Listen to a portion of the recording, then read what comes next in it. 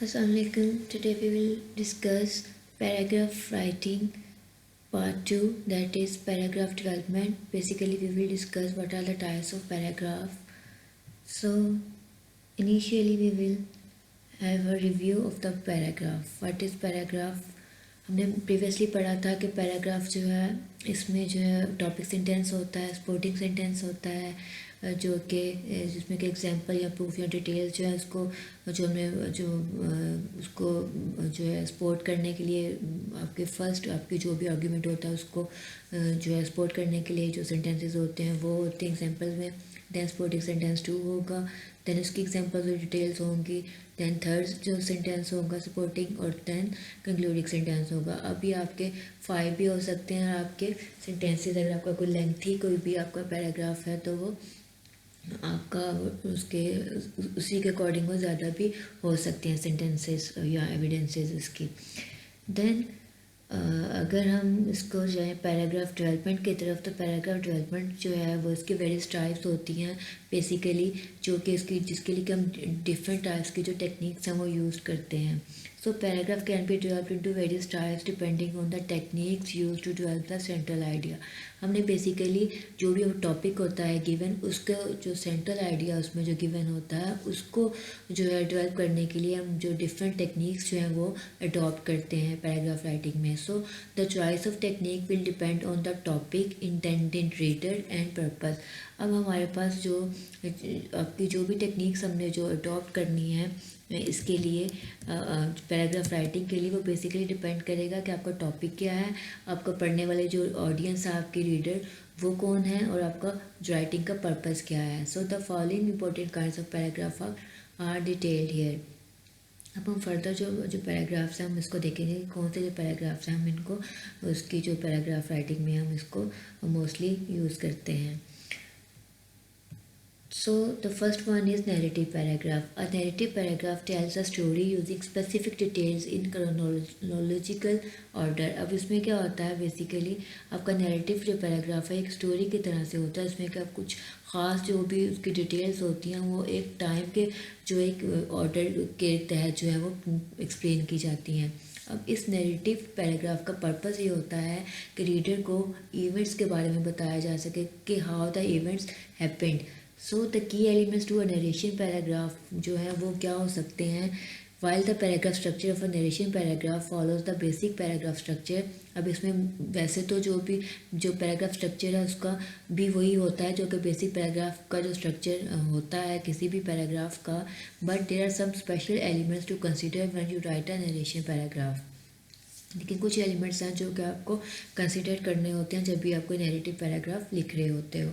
So the firstly, the topic sentence makes clear the paragraph will tell about a specific event, lets the reader know who is telling or narrating the story. अब जो topic sentence है आपका वो आपका उसको explain करता है कि आपके इवेंट जो है उस पैराग्राफ में उसका जो बताने वाला स्टोरी वो कौन है, उससे आपको आपकी ऑडियंस को जो है वो पता चलेगा। Then supporting sentences and details usually answer the following question. अब आपकी जो स्पोर्टिंग सेंटेंसेस और जो डिटेल्स होती हैं फर्दर वो आगे आपके जो है क्वेश्चंस को जो गिवन है वो उनको आंसर कर रही होती है, like who the people involve के कौन से लोग जो उसमें इन्वॉल्व है स्टोरी में।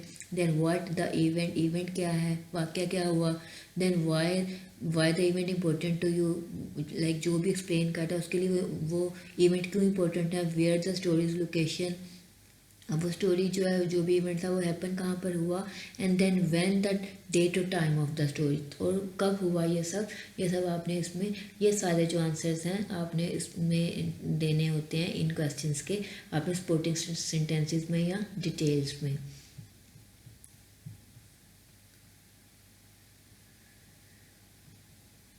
अब इसकी जो ऑर्गेनाइजेशन की तरफ जाएँ तो primary organisation style of narration is time order. अब इसका जो ऑर्गेनाइजेशन होती है इसका जो पैराग्राफ के स्ट्रक्चर की वो बेसिकली क्रोनोलॉजिकल ऑर्डर होता है उसका, कि टाइम के अकॉर्डिंग उसका सीक्वेंस जो होता है उसका वो अरेंज किया जाता है। Then there are transitions. Transitions क्या होती है basically, transitions help the help to maintain organization. Some common transition for narration paragraphs are given. अब उसकी जो है आपकी ट्रांजिशन क्या होती हैं कि आपके जो रीडर्स को जो है वो एक पॉइंट से दूसरे पॉइंट की तरफ जो है लेकर जाती हैं. अब इसमें क्या है, जब हम इसकी नैरेटिव पैराग्राफ की बात करते हैं तो इसमें इस तरह के जो ट्रांजिशन वर्ड्स वो यूज़ होते हैं वो after, next, later, during, immediately, then, when, eventually, meanwhile, soon, first, one day और सडनली. क्योंकि ये एक ऑर्डर जो बेस एक इसकी कंस्ट्रक्शन होती है इसकी पैराग्राफ की, तो इसमें बेसिकली टाइम ही को फोकस किया जा रहा होता है. तो उसमें जो ट्रांजिशंस आती हैं वो इसी तरह से आती हैं. जो ट्रांजिशंस के लिए वर्ड्स यूज़ होते हैं वो हमारे पास फॉलोइंग वर्ड्स होते हैं, इनको हम यूज़ कर सकते हैं. Then comes descriptive paragraph. अब डिस्क्रिप्टिव पैराग्राफ क्या होता है? Descriptive paragraph has a group of sentences that work together to convey an overall impression of a place, person, object और आइडिया. अब डिस्क्रिप्शन जो है बेसिकली आपको वर्ड से ही पता चल रहा है कि डिस्क्राइब कर रहा है किसी चीज़ को, जो उसको डिस्क्राइब करने के लिए यूज़ हो रही है. जो भी पैराग्राफ है उसमें जो भी डिटेल्स होंगी, तो ऐसे सेंटेंसेस जो हैं वो यूज़ किए जाते हैं जो कि सब मिलकर एक ओवरऑल एक इम्प्रेशन देते हैं. किसी वो डिस्क्रिप्शन किसी जगह का हो सकता है, किसी शख्स का हो सकता है, किसी चीज़ का या किसी ख्याल का हो सकता है. So the purpose of the descriptive paragraph is to describe something in such detail that readers can imagine what you are describing. अब आपने उसका जो पर्पस उसका ये है बेसिकली कि आपने जिस भी चीज़ को, लाइक वो कोई प्लेस है, कोई पर्सन है या ऑब्जेक्ट और आइडिया है, आपने इतनी डिटेल्स के बारे में प्रोवाइड करनी है कि आपका जो रीडर है उसको जो है वो उसको इमेजिन कर सके कि जो भी आप उसको डिस्क्राइब कर रहे हैं, जिस चीज़ के बारे में भी आप डिस्क्रिप्शन दे रहे हैं. So key elements involve are the following. इसमें स्ट्रक्चर तो बेसिकली सेम ही होगा, लेकिन कुछ जो की एलिमेंट्स हैं वो हमें उसको जो है उसको कंसिडर करना होता है ऑर्गेनाइजेशन में. जैसे कि organisation style for descriptive paragraph include location where things are in relation to one and other, कि वो जगह क्या है जहाँ पर चीज़ें एक दूसरे से मिली हुई हैं. एंड ऑर्डर ऑफ इम्पोर्टेंस, कि वो जो ऑर्डर ऑफ इम्पोर्टेंस का सीक्वेंस क्या है इम्पोर्टेंस का, like the paragraph moves from least important to most important. अब आपने जब चीज़ों का आपने डिस्क्राइब करना है तो आपने कम इम्पोर्टेंट चीज़ों से ज़्यादा इम्पोर्टेंट चीज़ों की तरफ आपने मूव करना है आपने उस पैराग्राफ को लिखते हुए.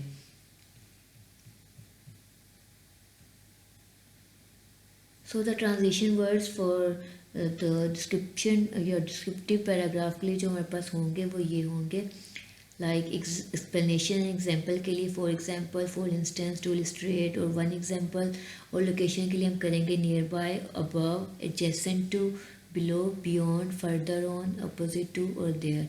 दैन सिमिलैरिटी, अगर हमने इसमें कुछ बतानी है कुछ चीज़ों के बारे में तो furthermore, additionally, and, in addition, moreover, besides, that, in the same way and also. तो ये ट्रांजिशन वर्ड्स हैं आप जिनको यूज़ कर सकते हैं अपने पैराग्राफ राइटिंग में, ताकि क्या आप लाइक एक आइडिया से आप दूसरे आइडिया की तरफ जो आप मूव कर सकें स्मूथली.